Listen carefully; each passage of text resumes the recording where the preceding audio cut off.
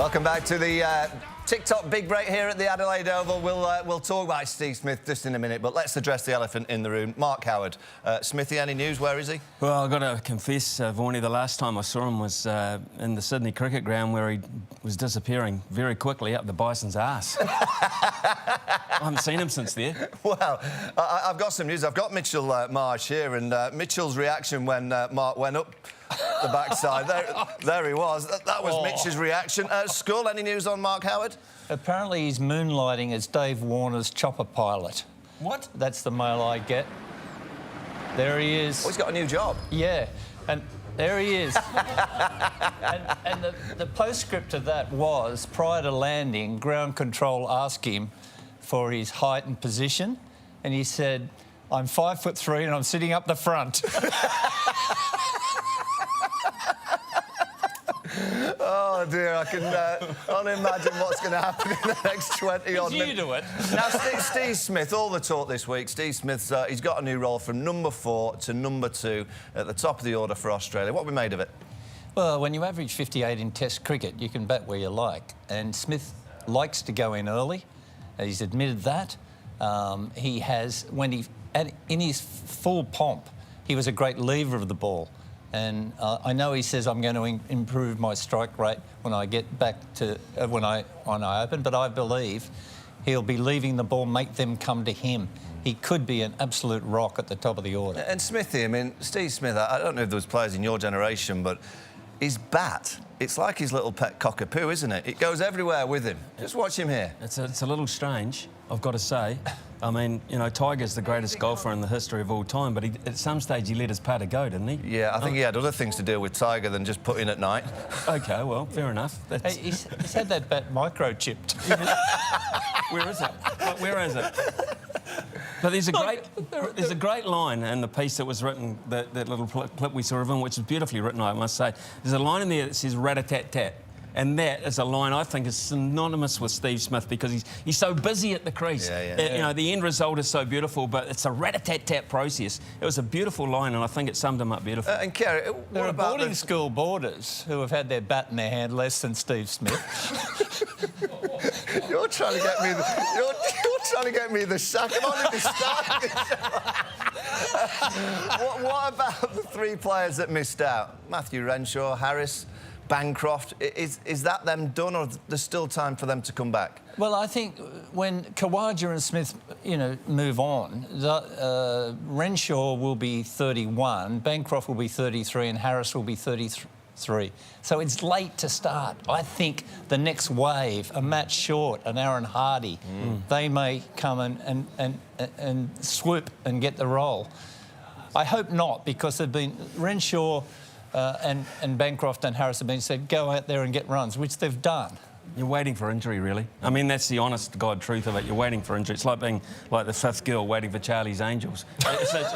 It's just not going to happen, is it? You know, so you're just trying to look good the whole time. You do your hair, your makeup, everything looks good just in case you get that opportunity. And their opportunity is going to be a tweaked hamstring or an Achilles or something of that nature, because what they've got to surpass is too damn good. I knew you watched Charlie's Angels. Not that often. Yeah. I've actually got a message in from Howie. Howie just come in and says, "Stuff you, Skull. I'll save your good stuff for Vaughan." I roll out my platinum for here. Hey, I've given you a few quid, so you keep going. Now, winning here in Australia, we've seen India do it a couple of times in recent times. Smithy, you did it in the late 80s. Yeah. What I want you to do is, how can a team come here and win? Well, I can tell you how we won in the late 80s. Richard Hadley got 33 wickets in a 3-test series. So you've got to have a superstar performer who fronts up every day and puts pressure on Australia, and that's exactly what Richard Hadley did. You have to sniff an opening. Australia weren't at their best during that series. You sniff an opening and you go for it, and you do not let them off the hook. It's as simple as that. No, easy to say, hard to do. You won all the clutch moments that time. And India, when they were beating Australia, they won the clutch moments. Pakistan recently lost the clutch moments. When they present themselves the opportunities, you've got to cash in. Australia don't give you much, but when they do, that's when you really go for it. I totally agree. I mean, it's all about quality players, isn't it? Quality players, quality bowls. In particular, you mentioned Hadley in the 80s. The Indian side coming here in a few months' time. England in 2 years' time. It's all about getting 20 wickets. Now, in the last few days, there's been a lot of debate, and I've got two very experienced ex-cricketers to discuss four-day Test match cricket. I don't know which one of you wants to start, but you know, it's seriously a topic for debate across boards, across administration. Is it going to save Test match cricket? I'm going to start with you, Skull. You debate four-day Test match cricket. Are you for or against it? I'm dragged kicking and screaming into saying I want four-day Test cricket because I want it to survive. Am I against the clock here? Oh, right. Just keep going, Skull. It's your show. Use up some of my time. Go ahead. Yeah, no, sorry. 100 overs maximum first innings. Games start Thursday, Friday and Saturday, Sunday. If you buy a ticket to the first 2 days, you get the weekend tickets free. Half an hour for lunch, no afternoon tea. $5,000 fine if you have a mid-wicket conference.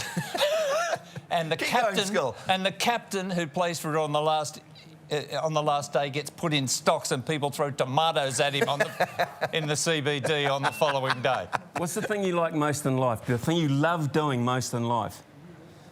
Sitting next to you. Wasn't quite the answer I was going for, but anything. Smithy, this is your chance now of why it's not going to be the case for four-day Test cricket. It's like anything in life, Vaughanie, for me, if you love something, you want it to last for a long time. You want it to go its duration, and I love Test cricket. I honestly do. That's from the heart. As a Test cricketer, at times, I always wanted to only go 4 days. But as a commentator and a purist of the game, I just love the art of it. I love the stories that unfold throughout it. I love the individuals' personalities that are unfolded, the character you find out about people over the course of 5 days, week after week after week. I think a lot of that will be diluted if you reduce the size of it. Sorry. Right, I've got to decide. My heart is with you, Smithy. I'd love Test cricket to be 5 days. I'd love it to have stayed what it was in the 80s and the 90s. I have to go with Skull, though, because I just feel the game, the calendar, there's only 12 months, there's all these leagues that are overtaken. Skull, you're going to win the Mitchell Marsh Trophy. If you want to give Mitchell a shake to the camera, because he agreed as well. There you go, Skull wins the four-day debate. Yeah, was it the $5,000 fine for a mid-wicket conference that turned it? Absolutely. Well, you mentioned Test match cricket, Scully, 5 days. This place here, the Adelaide Oval, it's a mass with history. There's been so many great moments. Scully, you played a lot of cricket here. I did. Any stories, any kind of special moments? 1976, I'd been out of the team for 2.5 years. I was recalled against Pakistan. I went off alcohol for a month. I arrived here, I netted strongly the morning before the game. The day before, I went to lunch and Rod Marsh said to me, "What are you doing this afternoon, Skull?" I said, "I'm going to my room and visualising getting wickets tomorrow." He said, "Well, you're coming to the West End Brewery to visualise drinking 8 hours of piss with us." So I did. And they carried my body ceremonially burial style through the foyer of the hotel at midnight. The next morning I was in these dressing rooms downstairs and I was having an up and under. And people say, "Gee, Skull's nervous." Nah. It's 45 degrees, we walk out, we're bowling, and I'm at gully. In the first over, I dropped a catch, I couldn't see it.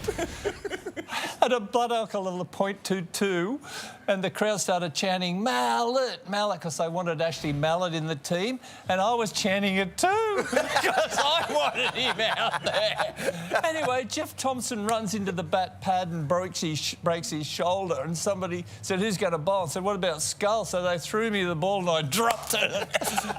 I normally took 9 paces. I got to 7 and I said, "Oh, I'm knackered." I dropped the disc. I thought, right, there's the guy in the black pants. When I get near him, let it go. So I'm wobbling in, and I got wickets. And Javed Miandad came in, and we're in the huddle. Somebody said, "They reckon this guy will get 10,000 Test runs." And I said, "He'll get 1,000 off me today." And in the next over, Javed Miandad pushed forward, made a fatal mistake.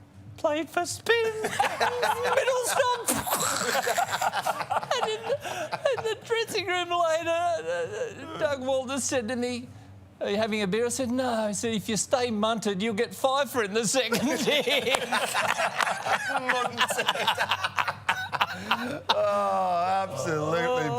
Drink responsibly. It was the 70s. It was a mad era. Absolutely. Curtly Ambrose, the legendary West Indian quick, he's picked his all-time West Indies 11. Just take a look at this 11 that Curtly Ambrose has chosen. You two, what do you make of it? Well, I've played against a lot of these guys, I'm privileged to say, and lost to them. Richards. So Haynes and Greenwich at the top, they're an obvious. Solberg, Kerry and Viv, obviously, and the great man who's alongside us for the next couple of weeks, BC. Gibbs. Everton Weeks, was he a good player? I did. I know of him. He did play in the 50s. Oh, sorry. 40s and 50s. No, one of the greats, the 3 Ws. Wank Forrell, Everton Weeks, and Clyde Walcott. I've only got one change. I've got Joel Garner instead of Michael Holding because he took his test wickets at 20, right? And Michael Holding took him at 23. You want the big bird? Yeah, I've got the big bird in there with Curtly Ambrose. Lance Gibbs must have been good to get to break up that quartet then. Yeah, Lance Gibbs. Oh, well, they did play a spinner. He'd be token because that pace attack would get 17 of the 20 wickets. Greatest of all time, still Sir Garfield. Oh, without question. Yeah, absolutely, no doubt. Oh. Yeah, Sir Garfield. I like our friend, the late great Shane Vaughan. Okay. Yeah, I have him as my greatest cricketer. Okay, really. Yeah. Just he brought so much. He brought so much out there. He also liked Adelaide, didn't he? He Not did. just out there. But yes, but King Gary, to me, I mean, he averaged, what, 58 in Test cricket, never played for himself. I won't hear of any other cricketer other than Gary. Fair enough. England obviously claimed the Ashes in 2023. Morally, it was England's Ashes. Graham Swan, he's had a few interesting things to say over the last few days. I believe we would have won the Ashes last year had Jack Leach been playing those first 2 tests. There's no way he wouldn't have bowled them out. Edgbaston, had Jack been playing. I can't wait to see him back. What do you make of that? So England obviously morally won the Ashes, and Swanee's saying if Jack Leach had been available, they probably would have won 5-0. Well, obviously Graham's over it, you know, for a start. I mean, he hasn't sort of it hasn't spoiled his life since the day it happened. So. There's that episode that everyone will recall, the changing of the ball, Kerry. Yeah. Well, he wouldn't have got as good a stumping as that one, would he? But, you know, Jack Leach, would he have made a difference? How many not-outs would he have had to get? Well, also, you've got to remember Nathan Lyon. Yeah. Nathan only played one Test match, really. Yeah, there is that point as well, so you could throw that back at Swanee, but we won't. Now, fitness and routines. I know you two are very keen on going to the gym. Hardik Pandya, still in there, Smithy, every day. I see you there every morning. Hardik Pandya, he's got one element. Look at this. This is the way to prepare for a cricket match, Skull. Yeah. Well, back in my day, we, a couple of us used to, you know, sort of have a 6-pack, and when we'd finished drinking it, we ordered another one. You're almost lost for words in that second shot, man. You wonder what the hell you're looking at. What was that? I tell you, Smithy, in your backyard in the Super Smash, we saw an incredible catch just the other day. It was Troy Johnson. Just watch this. Is this the greatest catch that you've ever seen? Has it got enough? Oh, what a catch! Oh, it's got to be there, doesn't it? Oh, this is the Firebirds. It's unbelievable! He flicks it back to Nick Kelly. Makes those first few, then tracks the ball. And full credit to let's Nick be frank, Kelly, though, it's who New has Zealand gone in domestic. support. I know. Hey, hold it. It's in the wind at the Basin Reserve. It's in the wind at the Basin, right? I think it's one of the greatest catches I've ever seen in my entire life. I don't think it actually happened. They just tricked it up with AI. A bit of AI. New Zealand domestic, hello. Shithouse commentary, anyway. Junior, no surprise, he's requested that we show a few of his own catches. Oh. Do you think that's any good? Average. Average? What about this one? Huh? Self-defence. Let's go! Oh, what a catch! Enzy always nicks, warning. Easy to read. Yeah. No. The good news about that is you didn't show it. Well, Vaughan was in here for lunch. So Mark was in here for lunch. We'd be here talking about it for the whole segment because I want to bring something else up. Yeah, what? About commentary polls. Oh, yeah. About commentary polls. Yeah? And I understand there's been an interesting one released just recently. A really interesting one on Facebook. Dangerous. What are your thoughts on Michael Vaughan as a commentator, Skull? What are your thoughts on Michael Vaughan as a commentator? Often when you put these things up, and you didn't know this was coming up, Vaughan, we've sparked this on there, but sometimes you're trepidation, eh? Because you open the whole public up. Trolls online. What do you reckon?